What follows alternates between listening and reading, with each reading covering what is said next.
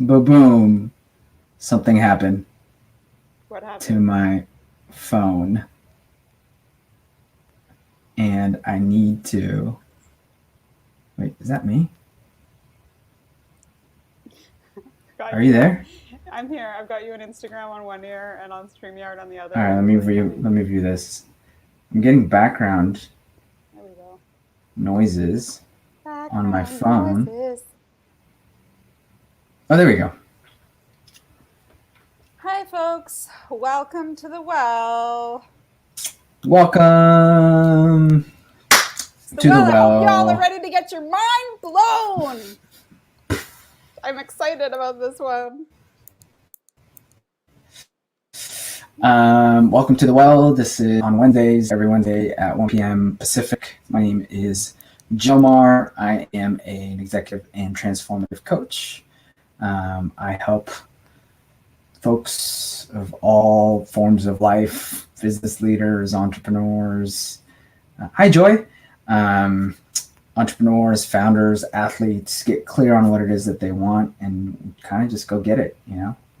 We get after it. Right on. Hi, guys. My name's Emily. I mostly these days I'm doing a lot of business coaching and consulting with CEOs, small teams. And essentially, what I do is bring transformational leadership training to the workplace in honor of optimizing teams' performance, the bottom line, and essentially making work work. Oh. Welcome to the well. So for today, we are covering the topic of the inner observer. What is the inner observer, Em? Hit us with some gems. Thanks for asking. All right. I am really excited about this topic. I hope you're prepared to get your mind blown right now. So keep an open mind as I'm Hold on. sharing. Oh wait, so which one is it? Open mind or mind blown, or is it both? You're going to open your mind and then it's going to be blown. Okay. All right. Ready. Cool. So, what I think is super fascinating and amazing is that there's no proof that consciousness stems from the brain. There's no proof that consciousness is something that lives inside of our body, which I think is just fascinating. So, hi Sarah. So if I tell you touch your hand, you can touch your hand. If I can tell you touch your head, touch your head. If Simon says touch your toes, you touch your toes. If I told you to touch your consciousness,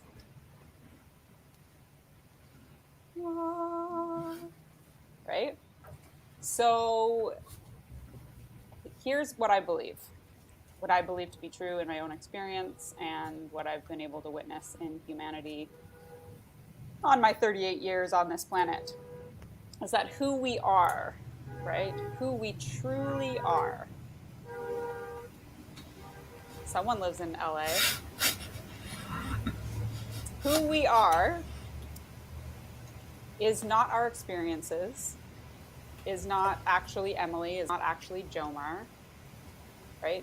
Who we are is the fact that who we are is the part of us that can observe that I'm Emily, that you're Jomar. Who we are is the consciousness that observes our experiences. So we are not actually our experiences, right? Who we are is the consciousness that can observe that we are having an experience. Is that what you mean by consciousness? Is the observer? Exactly. I believe that who the observer is for us is essentially our consciousness, right? So the fact that we can witness and experience, we are that we can observe that. That's who we are at our essence. That's who we are as spiritual beings having a human experience, right? Yeah. What I always tell when this is part of my conversation and my coaching is there's a part of us that thinks. As human beings, we are sort of thought factories. We have thoughts that are independent agents. These thoughts we have no control of them. They come up And there's a mechanism in us as human beings that just generates that. And then there's a mechanism in us that's also aware that that's happening. Right. That can just observe that that's, whoa. And so as a species, I'm not aware, pun not intended, of any other species that can have that capacity to pause and be aware. That's right. Yeah, as far as I know, we're the only species that has this level of conscious awareness, right? So, okay, why is that important? I'm so glad. Why does that matter? Oh, we have a delay. Mm-hmm. So just so everyone knows, like we have Instagram in one ear and Facebook in the other, and if they're not synced up, then it can cause some issues. But I think we're doing pretty good. Again, if you reflect back on like our first, we've really we've come a long way. Just notice the lovely graphics if you're watching on Facebook. Anyways, come back. Why that's important is because if you want to create sustainable change in your life, if you want to create some, impact, if you want to create shifts, if you want to create different results, you have to first become aware of how you are currently responding to your life, how you're currently experiencing your circumstances, right? So the first step is awareness. The next step is being able to accept what you've become aware of. And the final step, easier said than done, is the transcendence of whatever that awareness is, so that you can start making new choices, so that you can start having a different impact, so that you can start creating sustainable change. You can start creating results that you haven't before. You can only do that when you are aware first of how you're currently operating, right? So like I really believe that it is this level of cultivating awareness, which comes from the observer. It comes from being able to then accept what the observer is experiencing. And from that place, we can start to make shifts. Only when we understand how we're currently responding to our life and to our circumstances. It's only when we understand and accept that we can actually start making different choices that then create a different result. And there's some different layers in there. We have to dissect a little bit about what is it that you believe, right? What's the paradigm from which you're operating from, right? We don't show up to our lives and operate from our knowledge or from our understanding or from our education. We show up to our life from the paradigm from which we are living. And a paradigm is how we experience the world, how we see the world. Wayne Dyer said, if you want to change the way you look at things, when you change the way you look at things, the things you look at change. When we create shifts in ourselves, the world around us shifts. When we change who we are and how we show up to relationships, those relationships change. We are ultimately 100% responsible. And when you are able to interact with your life from a place of the observer, when you can be a third party in your own life, when you can be looking down and being aware of the experiences that you're having, what you're creating, how you created them, not from a place of blame, shame, or being made wrong, but from a place of the observer, that is the gateway to being able to create shifts, change, transcendence, whatever it is that you want, whatever you're working on, whatever you desire, whatever you want to create.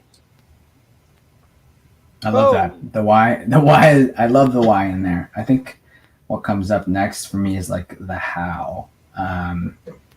The how, like how do we cultivate this sense of inner observer in us? And from my experience, there's two dynamics at play. One is it's actually a skill.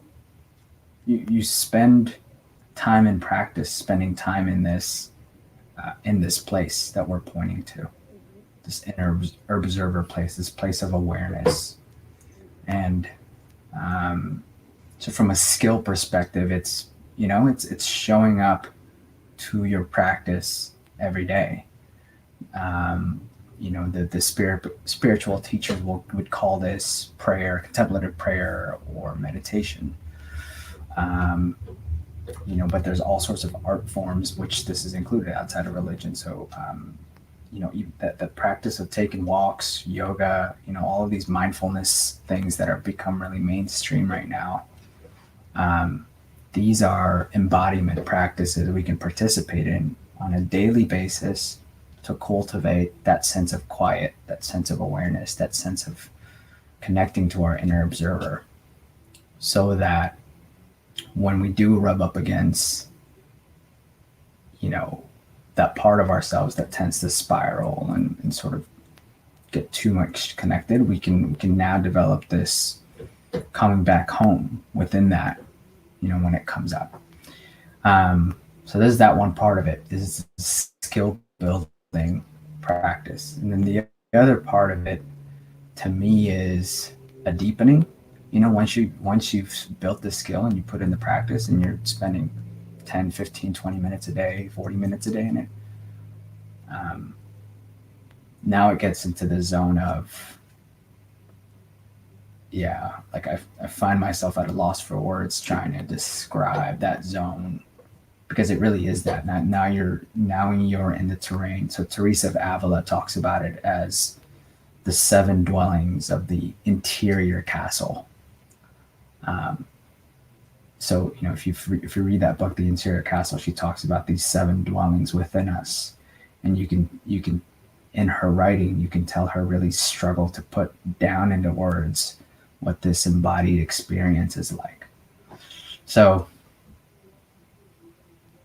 yeah, that's what Deep, that's why I'm going to say that. Yeah. deep stuff. I would like to add that, one of the ways in which you can begin to cultivate the observer is actually through reflection. Oh, I got a slipping phone here. Sorry.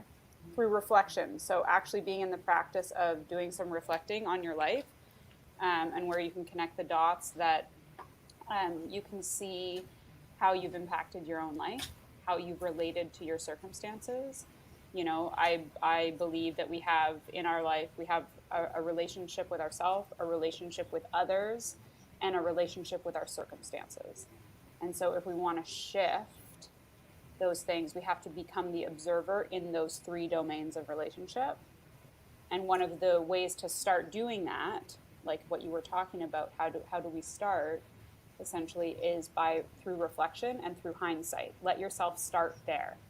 And as you create the invitation for yourself to become more aware of how you are in relationship with self, how you are in relationship with others, and how you're in relationship with your circumstances, you're literally inviting that level of awareness to become more available to you.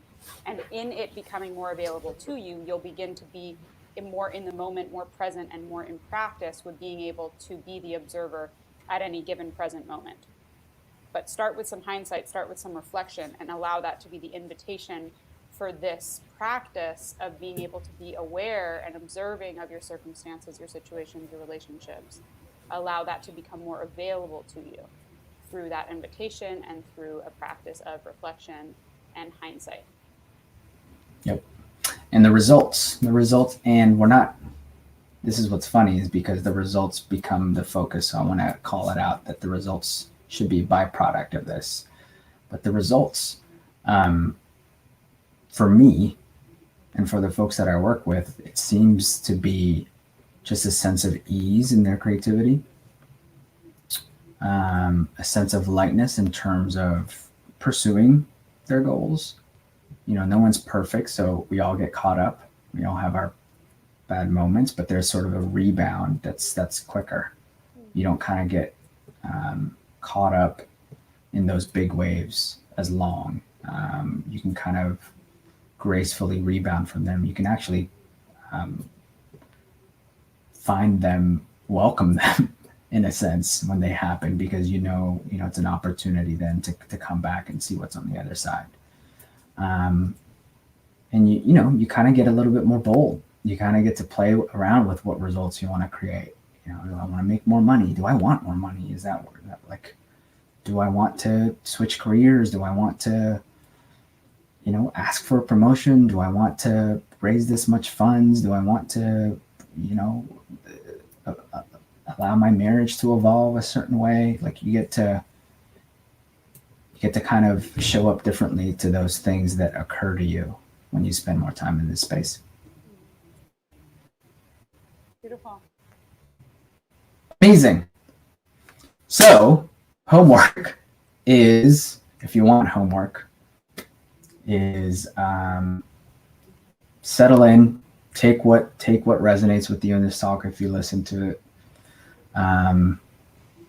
If something doesn't resonate with you, leave the rest. But just really kind of come to that place within you where that consciousness, that self-awareness, that inner observer resides, and see if you can cultivate it a little bit more this week. And let us know. Yeah, let us know. My invitation is, last week you said we were having a conversation about intellectualizing something that really isn't intellectualizable, which was intuition. Mm-hmm. And I think that this is similar in the sense that, my invitation for homework is to allow yourself to be in the experience of observing yourself and what's happening. So whether that be that you're in a physical sensation or whether that be that you are in an emotional situation, can you notice that you notice it? Mm. Boom. Thank you, Em. Hi, Gustavo. I see you on IG. Long time no see, sir. Thanks for joining now and later. Hope everyone had a great Thanksgiving. We'll see you next week. Ciao, ciao. Peace and love. Bye-bye. Bye.